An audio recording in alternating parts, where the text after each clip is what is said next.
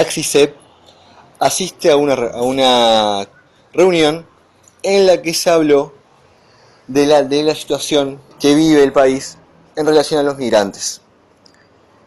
Más a fondo, tocando más, centralizando la atención en los dominicanos y peruanos, como se ve en el video. Carlos, el director, tiene una posición sobre lo que se trató, que ustedes ya lo han visto, lo han reflexionado, un poco crítica. ¿A qué se precie tiene que haber alguna autoridad?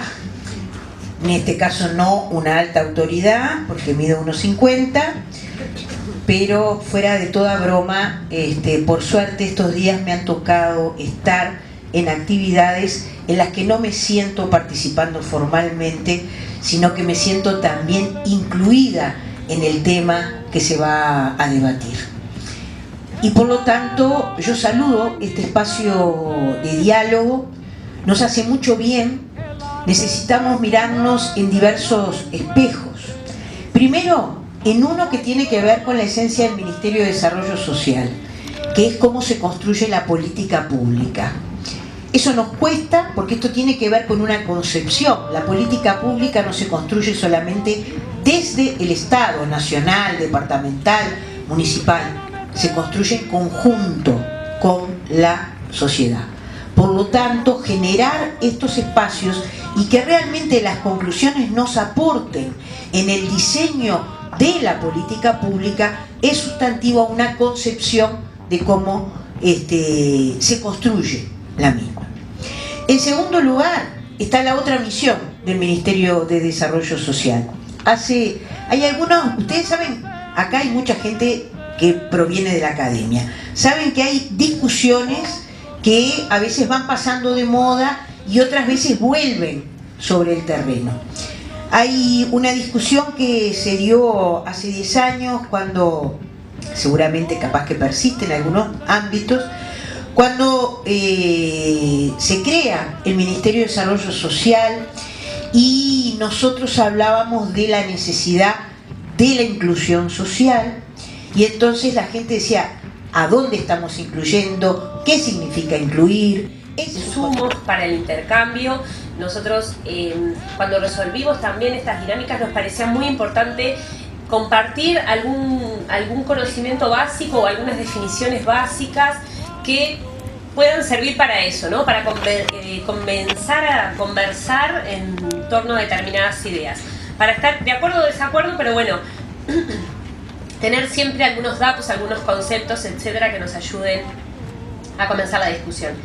Y por último, que los insumos de esta actividad, como los insumos de todas las actividades que hacemos con las organizaciones sociales y sobre todo con los propios protagonistas, en este caso las personas migrantes, siempre los utilizamos y tienen la función de generar insumos para el hacer de una política social, de una política pública más adecuada a cada uno, cada hombre y cada mujer. En este caso, cada hombre y cada mujer migrante. Es más que dos investigaciones de dos partes de un mismo trabajo que está sintetizando la División de Derechos Humanos, que hace a la caracterización de las nuevas corrientes migratorias en Uruguay, nuevos orígenes latinoamericanos, y es un estudio de casos de las personas peruanas y dominicanas. Una menor cobertura en salud, lo cual seguramente pueda estar vinculado al aspecto anterior, en una inserción laboral más precaria. Sabemos que en Uruguay el empleo formal es llave de acceso a la salud.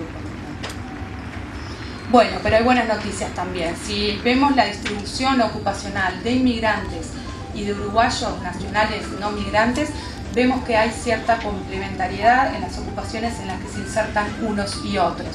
Y este es un hallazgo que a nosotros nos puso contentos y creemos que hay que difundirlo un poco porque desmistifica esa idea extendida de que vienen a robarnos el trabajo o similar. Bueno, otra de las buenas noticias es que presentan menores niveles de informalidad que la población nativa, al menos, Y la tercera es que la vivienda no parece constituir un elemento de los más críticos en su proceso de integración, al menos la prevalencia de la carencia de no contar con una vivienda decorosa tiene una incidencia menor que para la población nativa no migrante.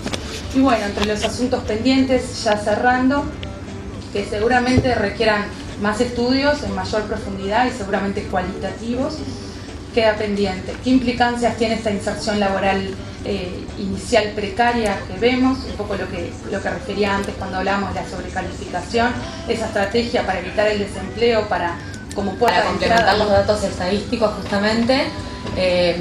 Hicimos una aproximación cualitativa, exploratoria, y la presentación refleja un poco las dimensiones que analizamos en esta investigación, que son el análisis de los motivos y el proceso de migración, el conocimiento y percepción de marco actual, sobre todo de las leyes 18.250 y 19.254, el acceso y ejercicio de derecho, profundizando en documentación, cuidados, trabajo, educación, salud y vivienda, el proceso de integración a la sociedad uruguaya y, por último, la vinculación con el país de origen.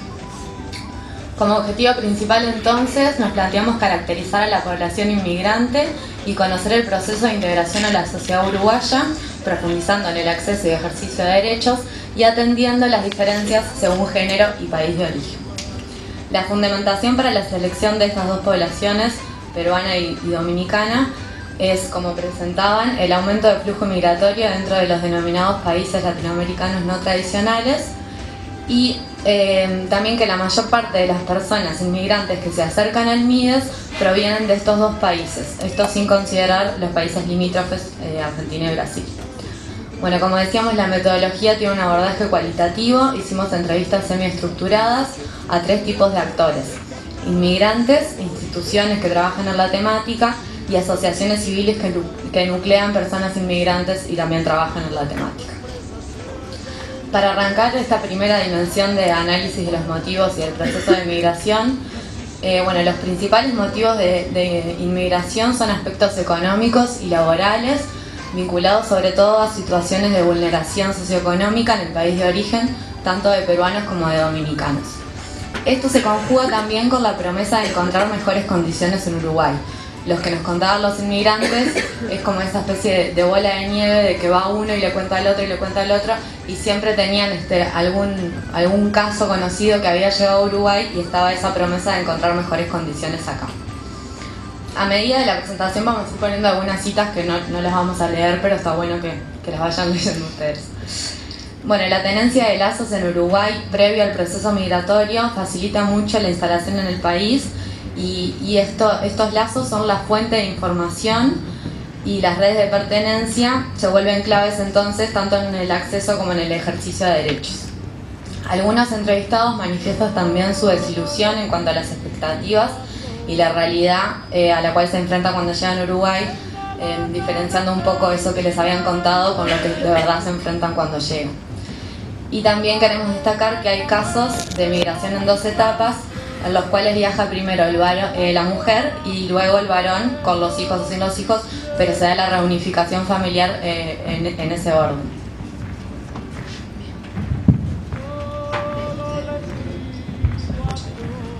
La segunda dimensión que analizamos fue el conocimiento y la percepción que tienen tanto asociaciones e instituciones como los propios migrantes entrevistados sobre el marco legal actual.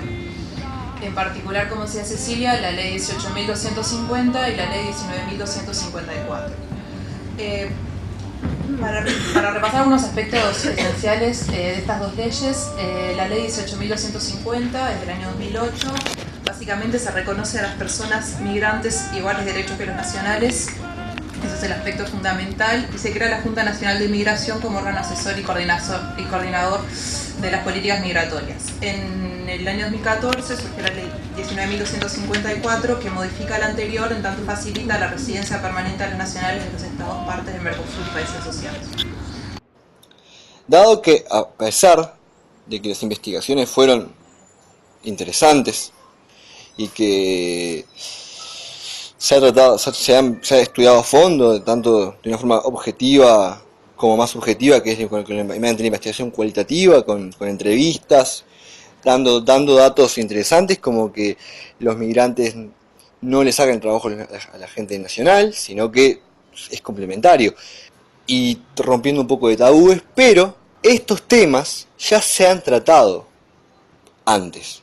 No hay nada nuevo que aportar. A pesar de que es importante, es muy importante, que por lo menos se le dé un poco de consideración a este tema en este mundo globalizado, no hay una verdadera labor con la que se busquen alternativas para poder mejorar ciertos derechos que acá se hablan, que el Estado debe proporcionar y facilitar. Entre ellos, Carlos, en la última intervención, que no se lo grabó, plantea cuánto es lo que demora en hacerse la cédula de identidad para los trabajadores migrantes. Y que sin ellos, lamentablemente, no pueden ejercer un trabajo con igualdad de condiciones con los nacionales.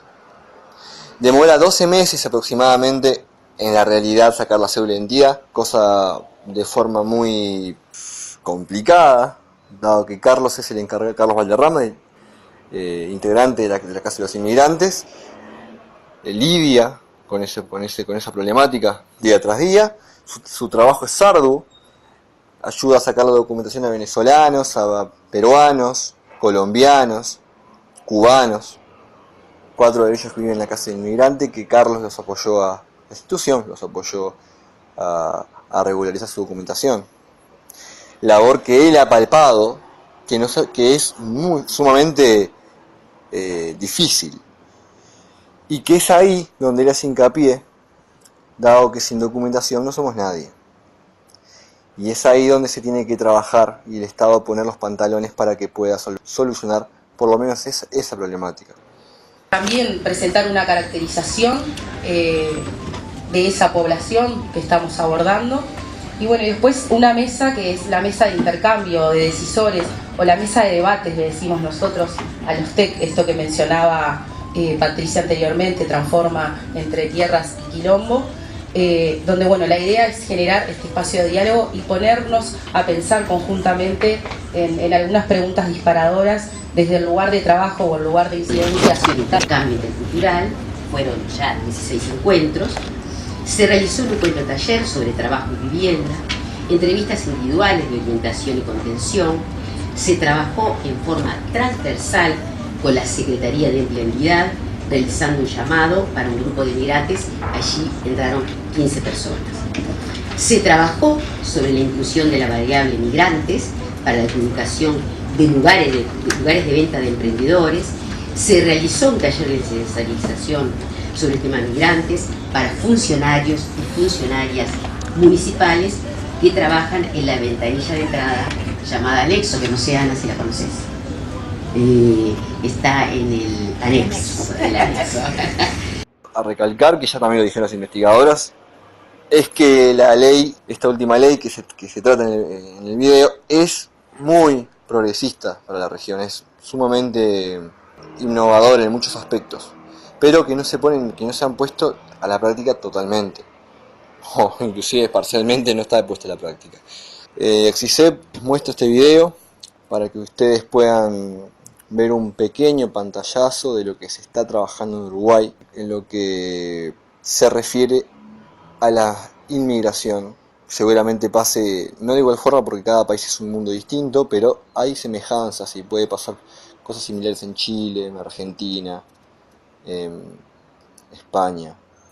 Porque somos un mundo globalizado y lo que nos pasa a uno nos pasa también a los otros. Y no hay que olvidarse de que América Latina, como el mundo, es un mundo formado, hecho, construido en base a grandes migraciones. El ser humano fue dividido en tierras por un interés político, económico. Así que estos temas no son tan lejanos a nosotros, siendo del país, nativos del país, oriundos del país. Tenemos que comprender que esta problemática nos toca a hijos, primos, migrantes, hijos que están en otros países trabajando, y que por lo menos nosotros tenemos que tener, quizás no luchar, pero tener conciencia para no discriminar o juzgar el país de procedencia. Porque la ministra dijo que ella fue migrante clase A, Lamentablemente los que tenemos acá, que han venido a estas tierras, como a muchas otras, son inmigrantes mal llamados de tercera, cosa patética y mediocre que el pueblo tiene que concientizar, que no hay inmigrantes de clase A, clase B o clase C. Y por eso la institución lucha, como todos nosotros. Gracias por escucharnos. Saludos cordiales desde Montevideo, Uruguay. Un saludo enorme y gracias otra vez por escucharnos.